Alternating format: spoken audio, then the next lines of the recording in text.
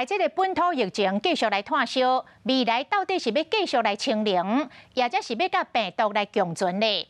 总统蔡英文召开着防疫策略的会议，讲国内防疫的方向以减灾为目标。 动静求清零，若轻症爱有效来管控。透过这个新台湾模式，希望会当兼顾着经济发展甲正常的生活。台大儿童病院的院长王立明讲，这减灾上基本的条件就是第一，注疫苗；第二，用吃的药都要有够，至少都要准备100万份。另外，感染科的医师黄国斌讲，为着奥密克戎这种的病毒。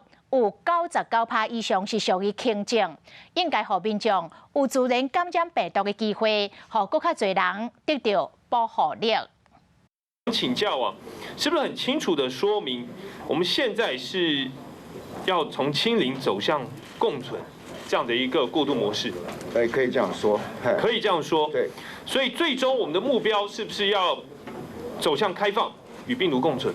开放的脚步是不会停。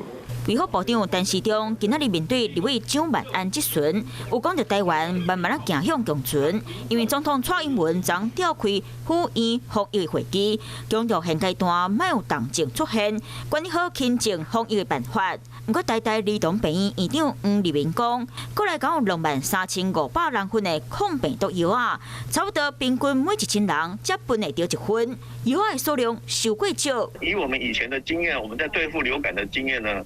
我们希望至少要有人口的5%啦。人口的5%其实是很多的，因为台湾有2300万人。人口的5%其实也就接近100万人份了。黄立明认为，上少要准备100人份的药啊，予高风险族群在咧轻症阶段食药啊，防重症。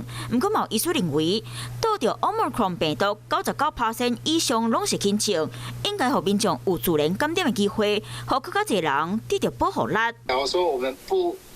让某些人有感染的这种机会的话，相对的，我们的抗体、我们的免疫力就永远没有办法达到我们群体免疫的效果。那在这种情况之下，我们就会变成所谓的世界的孤儿。因为本土疫情有警报，外界注意边境敢会阁缩短做1天检疫期，但是中共会阁继续评估，直到4月17才有到1个月观察期。 希望在咧各防疫兼各经济进行下，每一步拢袂当淡掉。Hello， 大家好，我是乃瑜，要教给大家2个任务。第一个，华视新闻的脸书专页，你按赞了吗？